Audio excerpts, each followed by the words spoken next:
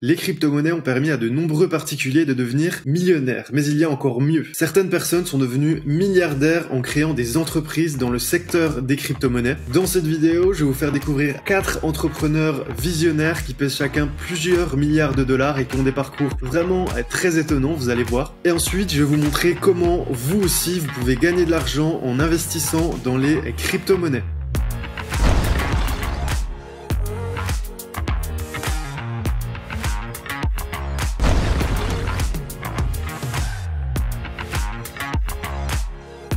Le premier entrepreneur qui va nous intéresser dans ce top 4 des milliardaires en crypto-monnaie, c'est Sam Bankman-Fried, connu dans le milieu sous le nom de SBF, qui est le fondateur du fonds d'investissement Alameda Research et aussi de la plateforme très connue de crypto-monnaie FTX. SBF, donc, c'est l'une des personnes les plus intéressantes de l'écosystème crypto en raison de ses nombreux savoir-faire. Il est à la fois développeur, trader, mais aussi investisseur. Il semblerait qu'il n'y ait vraiment rien que Sam ne sache pas faire. À seulement 29 ans, il est à la tête d'une fortune estimé à plus de 22 milliards de dollars. Il est originaire des États-Unis et plus particulièrement de la région du San Francisco. Il est fils d'un professeur de droit à Stanford. D'après lui, il a été le plus fort en maths. C'est vraiment sa matière dominante, c'est les maths. Donc c'est vraiment un geek, vous voyez. Il a aussi effectué des études de physique au très prestigieux MIT, dont il a été diplômé en 2014. À la suite de son diplôme, Sam a été embauché en tant que trader pour le compte de Jane Street Capital. C'est à ce moment-là qu'il se prend de passion pour l'automatisation du trading via des algorithmes statistiques.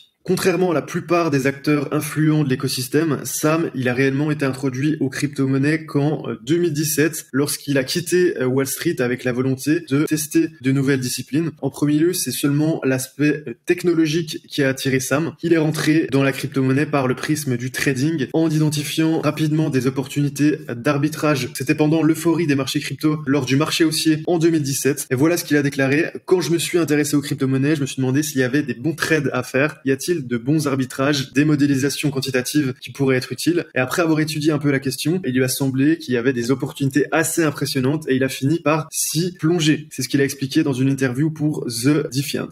Malgré les nombreuses opportunités d'arbitrage, Sam s'est rendu compte qu'un travail opérationnel massif était nécessaire pour mettre en place une infrastructure cohérente et pour mener à bien ces arbitrages. Et donc de telles opérations, ça nécessitait une infrastructure bancaire, juridique et comptable vraiment de très haut niveau. Et en théorie, il existait bel et bien des différences de prix sur le Bitcoin pouvant aller jusqu'à 10% entre les plateformes américaines et les plateformes japonaises. Mais au moment de tester les arbitrages, Sam s'est aperçu de plusieurs points qui le bloquaient. D'abord, il fallait l'accord d'une banque américaine avant d'effectuer un virement vers Coinbase pour acheter les bitcoins. Coinbase, c'est une plateforme d'échange. Et ensuite, il fallait être japonais pour ouvrir un compte sur les plateformes d'échange japonaises. Et aussi, il fallait une banque japonaise pour retirer les fonds une fois que les bitcoins étaient revendus. Donc 3 étapes. Un accord de Coinbase, il fallait être japonais, il fallait être aussi soutenu par une banque japonaise. Donc voilà ce qui était vraiment très compliqué dans ces volontés d'arbitrer le prix entre le bitcoin aux États-Unis et le bitcoin au Japon. En clair, il achetait du bitcoin aux États-Unis et il les revendait au Japon, mais il y avait quand même pas mal de complications. Il y avait aussi des limites quotidiennes de dépôt et de retrait des plateformes d'échange. Donc voilà, il y avait beaucoup de freins qui ne lui permettaient pas d'effectuer ses arbitrages seuls et de faire des trades entre les plateformes d'échange aux États-Unis et au Japon sur le bitcoin. Voilà pourquoi en 2017, il a lancé le fonds d'investissement Alameda Research. L'objectif de ce fonds, c'était de réunir les savoir-faire de chacun de ses membres en trading, en développement et en analyse statistique pour mettre au point des outils pour investir dans les marchés crypto de manière optimisée. Après 3 ans d'existence, Alameda Research gère plus de 100 millions de dollars en crypto-monnaie et réalise pour l'équivalent de 600 millions à 1,5 milliard de dollars en valeur d'échange par jour. Aussi bien sur les grosses crypto-monnaies, Bitcoin, Ethereum, que sur les altcoins, que sur aussi différents produits dérivés. Un an après le lancement d'Alameda, aux alentours de la fin de l'année 2018, il commence à s'intéresser à l'idée de créer une plateforme d'échange. Bien qu'ils aient les compétences, ces derniers étaient vraiment conscients que recréer une énième plateforme d'échange, ça leur permettrait pas forcément de sortir du lot. Donc il leur fallait trouver une niche dans laquelle ils pourraient apporter à la fois leur savoir-faire, mais aussi proposer un service d'une qualité supérieure à ce qui était déjà présent. Et la niche en question s'est avérée être les produits dérivés. À ce moment-là, il y avait très peu de plateformes qui proposaient la possibilité de trader des produits dérivés crypto, et Alameda Research s'est mis en quête de proposer ce service qui n'existait toujours pas. Les produits dérivés, c'est des actifs financiers dont la valeur est indexée sur celle d'un actif sous-jacent. Il en existe plusieurs types, certains qui détiennent l'actif sous-jacent, d'autres moins. L'intérêt forcément pour l'investisseur, ça va être de payer beaucoup moins de frais, c'est-à-dire que le courtier va lui proposer d'investir sur un actif, ça peut être des actions, des crypto-monnaies, sans détenir cet actif. Donc il y a très peu de frais, très peu de spread également, très peu d'écart entre le prix d'achat et le prix de vente, donc ça peut être très intéressant pour les consommateurs. La plateforme FTX a donc vu le jour en 2019 et en l'espace de 2 ans, elle est devenue la 11e plateforme en termes de volume et la seconde en termes de produits dérivés crypto avec plusieurs dizaines de milliards de dollars de volume quotidien. Donc il propose à la fois du Bitcoin, de l'Ethereum, des produits dérivés. Il propose aussi des versions tokenisées des actions les plus tendances du moment comme Tesla, Apple ou encore Google. En octobre, FTX a levé 420 millions de dollars auprès d'investisseurs, dont BlackRock, le plus grand gestionnaire d'actifs du monde, et aussi Sequoia Capital, qui a évolué, qui fait donc de FTX une entreprise valorisée à 25 milliards de dollars, seulement 3 mois après le premier tour de table qu'il avait évalué à 18 milliards de dollars. Donc en termes de management, Sam, c'est quelqu'un de très impliqué. Il est capable de gérer des détails assez minutieux tout en jonglant avec de nombreuses choses. Il admet lui-même qu'il est très impliqué. C'est un acharné de travail et le plus souvent, il dort sur un pouf à côté de son bureau 4 à 5 heures par jour entre 2 réunions programmées 24 heures sur 24. Donc voilà, c'est clairement un geek. Il est toujours sur son pouf, toujours sur son ordinateur en train de travailler. Il fait la sieste, il dort très peu. C'est quelqu'un vraiment de très impliqué. C'est vraiment un acharné de travail, ce SBF. Il vit aussi en colocation, donc il a vraiment un style de vie très simple. C'est aussi très compliqué de parler de Sam, le fondateur de FTX, sans s'attarder sur un petit peu sa philosophie, parce que c'est clairement un philanthrope. Il embrasse le courant philosophique qu'on appelle l'effective altruisme. C'est un mouvement qui soutient que l'argent ainsi que le temps doivent être donnés, non pas en fonction des intérêts personnels, mais en fonction des projets ayant prouvé mathématiquement qu'ils étaient les plus efficaces pour aider les gens. Dans des interviews, Sam explique qu'il souhaite prendre part à des actions caritatives dans le but de rendre le monde meilleur. Donc il est vraiment loin des clichés qu'on a des milliardaires. Il croit en la philosophie du earn to give, c'est-à-dire gagner pour donner. En fait, il veut donner toute sa fortune à des œuvres caritatives. Donc il n'utilise pas sa fortune pour s'acheter des voitures ou des montres de luxe, ni pour impressionner ses amis. D'ailleurs, il roule dans une Toyota Corolla, pas de Lamborghini, pas de Ferrari, une petite Toyota électrique. Et son but, c'est de gagner le plus d'argent possible pour ensuite le redonner. Depuis tout petit, il rêve d'être riche, mais pour des raisons différentes des autres personnes, lui, il rêve d'être super riche, mais pour redonner cet argent, il le dit, je voulais être riche, non pas parce que j'aime l'argent, mais parce que je veux donner cet argent à des œuvres caritatives. Alors l'année dernière, en œuvres caritatives, il a donné 50 millions de dollars. Cette année, il compte donner 500 millions de dollars. Et au cours de la prochaine décennie, son objectif, c'est de donner plus de 10 milliards de dollars à des œuvres caritatives. Donc il finance entre autres la lutte contre le réchauffement climatique, les actions contre le Covid-19, l'éradication des maladies, mais aussi le bien-être animal notamment. Sur sa plateforme directement FTX, on a aussi 1% des frais récoltés qui sont reversés aux associations caritatives les plus efficaces. À ce jour, plus de 7 millions de dollars ont été distribués via la FTX Foundation. Il a aussi donné plus de 5 millions de dollars pour supporter la campagne de l'actuel président des États-Unis, Joe Biden. Donc ça, on ne sait pas si c'est par conviction politique ou c'est plutôt par opportunisme pour avoir un petit peu des facilités ensuite pour tout ce qui est de la régulation par le gouvernement fédéral américain. Peut-être qu'il y a un petit peu des deux. Évidemment, ça aide toujours de donner de l'argent au président en place.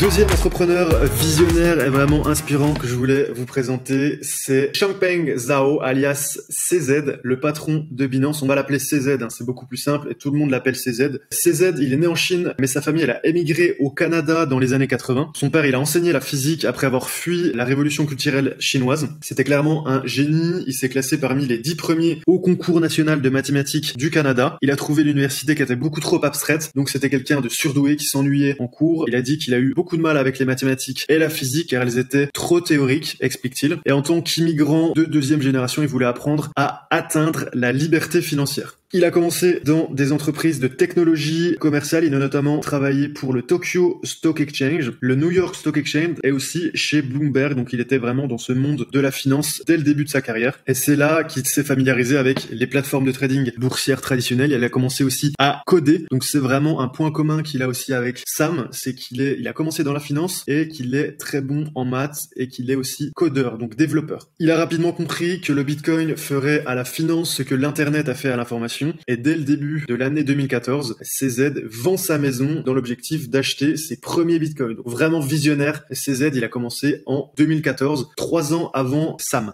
En 2017, il lance l'exchange Binance depuis la Chine et il faut que quelques mois à Binance pour s'imposer comme l'un des exchanges les plus populaires au monde. Et grâce à ça, CZ devient milliardaire en seulement quelques mois. Il va faire la couverture de Forbes en février 2018 et dès 2018, Binance devient l'exchange numéro 1 au monde en termes de volume de transactions. Il va devenir aussi la place de marché qui compte le plus d'utilisateurs avec plus de 28 millions de personnes en octobre 2021. Il a eu quelques déboires, notamment avec Binance qui s'est fait hacker pour plus de 50 millions de dollars en 2019. Ces 50 millions de dollars, ils ont été intégralement remboursés par la plateforme. Et il a aussi eu beaucoup de problèmes avec l'État central chinois qui lui a fait clairement des misères en l'obligeant à déménager son siège à Taïwan, puis ensuite à Malte et enfin à Abu Dhabi. Il y a aussi l'enquête du fisc américain qui date de mai 2021 qui le soupçonne de servir à des activités illicites. Donc vous voyez qu'il est aussi pris en étau dans la guerre commerciale qui oppose la Chine et les États-Unis. Il y a aussi eu quelques problèmes au Canada avec notamment l'Ontario qui estime que cette société n'est pas autorisée à y opérer. Pourtant, il n'y a aucun problème en termes de croissance pour Binance. On a notamment sa crypto-monnaie, le BNB, qui a vu sa valeur progresser de 1300% l'année dernière et qui figure dans le top 5 des crypto-monnaies mondiales. D'après lui, il estime que c'est un très mauvais manager. Il a énormément travaillé pour bâtir sa fortune. Mais aujourd'hui encore, il fait énormément de réunions à distance. Il travaille toujours à domicile, mais il gère quasiment tout dans sa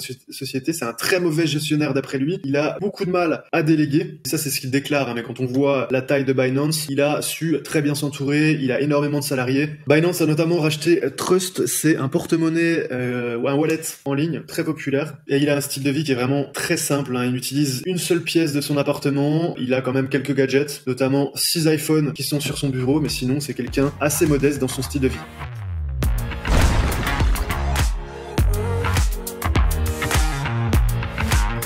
Le troisième milliardaire des crypto-monnaies que je voulais vous présenter, c'est un Américain, même un Afro-Américain pour être plus précis. C'est le fondateur de BitMEX. Il s'appelle Arthur Hayes. Il est né en 85 dans une famille vraiment très modeste. Son père travaillait dans une ligne de montage et sa mère, elle était responsable des achats chez General Motors. Il a passé toute son enfance à Buffalo, c'est dans l'état de New York. Enfant, il rêvait d'une carrière dans l'immobilier, mais il a décidé finalement de se tourner vers la finance. Il a commencé ses études à l'université de Pennsylvanie et en 2008, il est diplômé de la Wharton School of Business où il a obtenu un master en économie et en finance. Un point commun qu'il a encore avec les deux premiers, avec Sam et CZ, c'est qu'il a commencé également dans la finance. Une fois qu'il a obtenu son diplôme, il a déménagé à Hong Kong et il a débuté une carrière à la Deutsche Bank. Là-bas, il occupait un poste de trader en actions synthétiques. En 2011, il a rejoint Citigroup, donc voilà, deux grosses banques, Deutsche Bank, ensuite Citigroup en tant que trader. Et dans Citigroup, il occupait le poste de trader où il était le principal trader des offres ETF, donc c'est les fonds négociés en bourse pour le continent asiatique. Il a quitté ensuite Citigroup 2 ans après et il s'est intéressé à l'investissement dans le Bitcoin. Donc lui, en 2013, encore plus visionnaire que CZ qui a commencé en 2014, lui a commencé en 2013. Donc il entend parler du Bitcoin en 2013 et il commence directement en avril de la même année en lisant des articles sur le Bitcoin, sur des blogs financiers libertaires. Donc il était vraiment précurseur. Et ce qui a vraiment séduit Arthur, c'est la rareté du Bitcoin parce que le Bitcoin, si vous ne le savez pas, est limité à 21 millions de jetons. Il n'y en aura jamais un de plus. Et donc c'est ça qui l'intéressait, c'est la rareté du Bitcoin. Il a commencé un petit peu comme Sam de FTX en faisant de l'arbitrage entre diverses places de marché, en achetant et en revendant du Bitcoin. Donc il achetait des Bitcoins à l'étranger, puis il les échangeait contre des espèces en Chine, où il s'échangeait un petit peu à un prix beaucoup plus élevé. Il le faisait en Chine et au Japon, mais lui il le faisait vraiment physiquement. Il traversait la frontière avec des sacs de billets de banque. Donc vraiment à l'ancienne, il achetait des Bitcoins, il les mettait sur une clé USB, il allait les revendre en Chine et il revenait aux États-Unis avec des billets. Alors ça peut vraiment être compliqué, peut-être à la limite de la légalité au début, mais en tout cas il a essayé, ça a marché pour l'instant, il n'a pas eu de problème judiciaire apparemment, donc bravo à lui.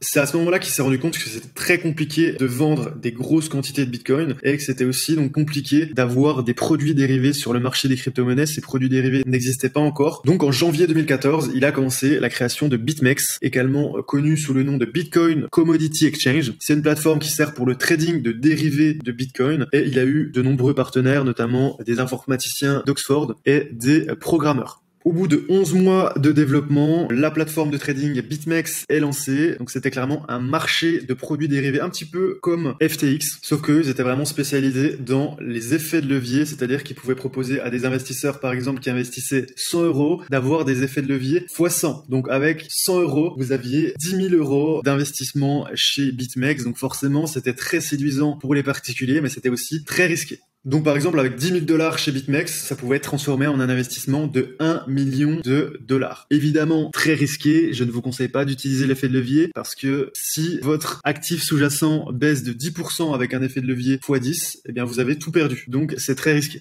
Voilà pourquoi il y a eu quelques problèmes avec la justice américaine, parce que les régulateurs interdisent aux bourses de proposer des produits aussi risqués aux investisseurs non professionnels, mais il est toujours possible d'y accéder, notamment à travers un VPN pour changer son adresse IP et pour se faire passer pour un client étranger. Chose que je ne vous conseille pas, évidemment. Et en 2020, il a été inculpé donc avec les deux cofondateurs de BitMEX pour des manquements à la lutte contre le blanchiment d'argent, et il est accusé de ne pas avoir effectué des contrôles anti-blanchiment appropriés sur sa plateforme. Donc il attend encore son procès, mais ça sent plutôt mauvais pour l'instant pour le fondateur de BitMEX. Pour certains, il a quand même bien cherché parce qu'en 2016, il a déclaré que la stratégie de BitMEX c'était de s'adresser aux investisseurs dégénérés. À l'époque, cette société, elle ciblait des clients potentiels basés aux États-Unis et elle se vantait que l'inscription prenait moins de 30 secondes et qu'on pouvait, comme je vous l'ai dit, avoir des effets de levier assez incroyables. Donc, il ciblait un petit peu clairement des dégénérés. Il a aussi énormément critiqué les régulateurs américains en disant qu'il avait domicilié sa société aux Seychelles en 2019 parce que corrompre les régulateurs des Seychelles, ça coûtait beaucoup moins cher que de corrompre les régulateurs américains. Donc vous voyez qu'il s'est fait quand même pas mal d'ennemis à cause de ces déclarations. Ça explique en partie ses problèmes judiciaires. Donc le FBI n'a pas apprécié et un an plus tard, le chef de FBI à New York a averti que lui et ses camarades apprendraient bientôt que le prix de leur crime présumé ne sera pas payé avec des fruits tropicaux. Donc c'était un petit peu la réponse cinglante à la déclaration de Arthur.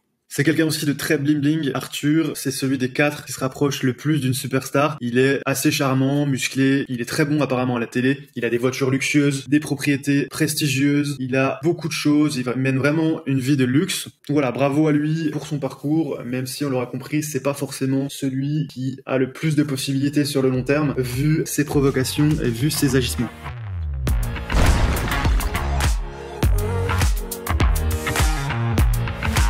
Le quatrième entrepreneur que je voulais vous présenter, qui fait partie de ce top 4 des milliardaires en crypto-monnaie, c'est Brian Armstrong, le PDG de Coinbase. Il a 38 ans. C'est clairement un symbole de réussite made in Silicon Valley. Il est né à San José, de parents ingénieurs. C'est avant tout un homme d'affaires. Il l'a prouvé dès son plus jeune âge. À l'école primaire, il a été notamment convoqué dans le bureau du directeur pour avoir créé une entreprise sauvage de revente de bonbons dans la cour de récréation. Donc vous voyez, businessman dans l'âme, Brian Armstrong. C'était pas forcément quelqu'un qui a commencé dans la finance, quelqu'un qui était surdoué à l'école. Par contre, il avait vraiment cette fibre entrepreneuriale. Ensuite, il a récidivé au collège en se lançant dans le commerce d'ordinateurs d'occasion. Et quand il a rejoint la Rice University au Texas, c'est pour créer University Tutor. C'est une plateforme qui mettait en relation des tuteurs et des étudiants. Et il restera le directeur général de cette entreprise de 2003 à 2012. En 2005, il obtient quand même une double licence en économie et en informatique, donc c'était pas non plus un cancre. Et ensuite, il fera quand même une maîtrise en informatique, donc ils sont tous un petit peu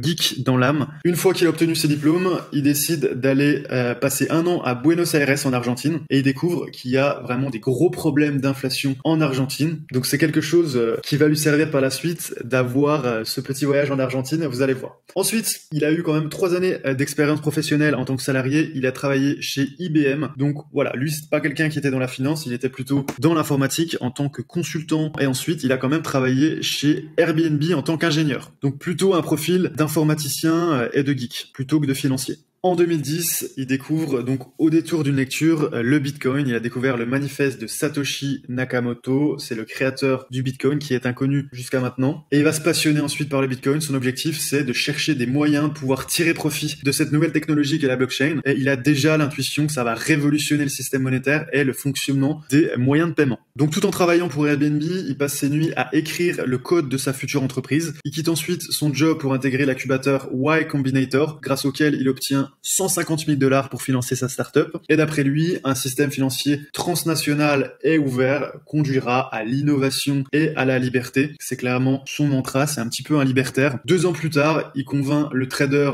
Fred Eschman de quitter Goldman Sachs pour le rejoindre et pour créer Coinbase. L'investisseur offre ensuite donc la crédibilité nécessaire que les banques acceptent de virer de l'argent sur cette plateforme d'un nouveau genre qui s'appelle Coinbase et sur un marché qui était vraiment balbutiant à l'époque. C'était en 2012. Donc vraiment très au début. Donc leur idée était simple, c'est permettre aux amateurs de crypto-monnaies d'échanger plusieurs types de monnaies virtuelles sur une même plateforme. Donc il s'est acharné jour et nuit dans un petit appartement de San Francisco. Tout ce qui leur importait, c'était de faire fonctionner Coinbase. Et le pari est assez osé, à l'époque, la valeur du Bitcoin, elle était en hausse, mais elle devait même pas dépasser les 15 $. C'est 5000 fois moins qu'aujourd'hui. À partir de 2017, donc 5 ans après la création de Coinbase, le succès est vraiment au rendez-vous. C'est une entreprise qui fonctionne comme une banque. Coinbase prend une commission de 2% sur chaque transaction et aujourd'hui, il revendique 43 millions d'utilisateurs et la valeur totale des actifs atteigne 780 milliards de dollars fin 2020. Coinbase est aujourd'hui la seule bourse cotée et réglementée aux États-Unis. La stratégie de Coinbase, c'est vraiment de faire un courtier, une place de marché très solide, de travailler avec les régulateurs, de faire quelque chose de très implanté, même si en termes d'innovation, ils sont beaucoup moins importants en termes d'innovation que Binance. Binance, c'est vraiment la stratégie du ninja. Ils foncent. Coinbase, il travaille main dans la main avec les régulateurs. L'objectif, c'est d'inspirer la confiance aux particuliers, mais aussi aux investisseurs.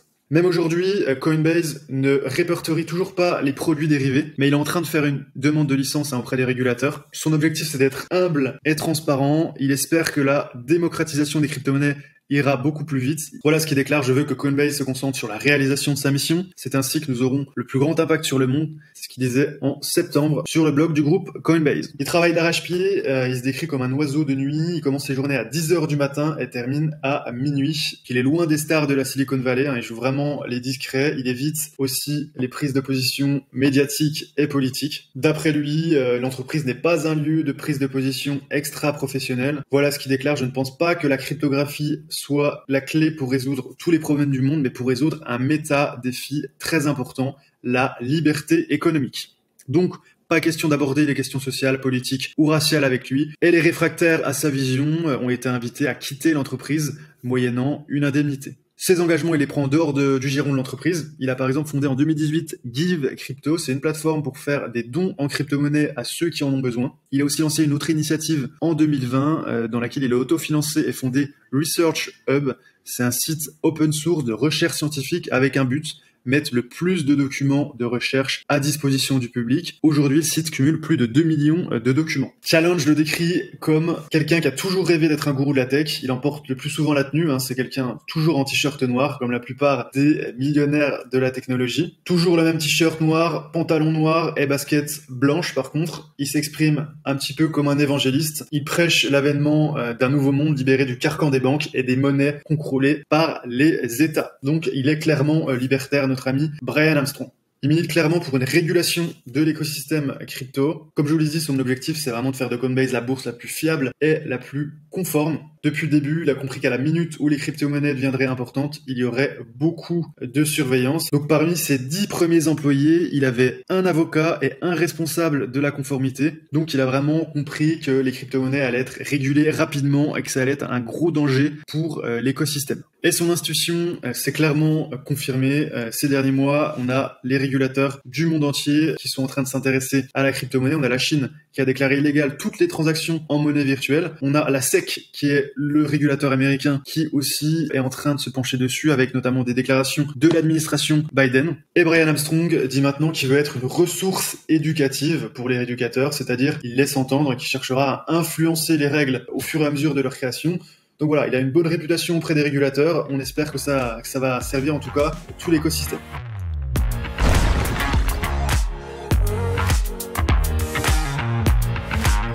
On va faire un petit bilan de ces 4 personnages. Donc, il y a 3 choses qui frappent forcément. C'est leur intelligence, c'est des visionnaires. Donc, ils ont tous des parcours scolaires très intéressants. Ils ont tous fait des grandes écoles. Ensuite, c'est des gens qui sont très idéalistes, souvent libertaires. Et évidemment, des gens très endurants, qui travaillent 10 heures, 15 heures par jour, qui dorment très peu, comme Sam, le fondateur de FTX, qui dort seulement 5 heures, ou alors des styles de vie un petit peu étonnants, comme notamment le fondateur de Coinbase, qui travaille de 10 heures du matin à minuit. Ensuite, on va regarder combien ils valent en termes de fortune personnelle. Alors, en termes de fortune personnelle, la différence de Brian Armstrong, c'est que c'est le seul dont la fortune est liquide parce qu'il a vendu pour 292 millions de dollars d'actions de Coinbase lors de son entrée en bourse en avril 2021. Pour CZ, le fondateur de Binance, sa fortune, elle est entièrement détenue en crypto-monnaie avec seulement quelques milliers de dollars en liquide pour payer les dépenses à court terme. Pour Arthur Hayes, le fondateur de BitMEX, lui, il aurait retiré 140 millions de dollars de BitMEX avec ses cofondateurs. Et pour Sam, notre ami philanthrope, sa fortune, elle est principalement constituée d'actions de son entreprise privée Alameda Research et d'actions de FTX.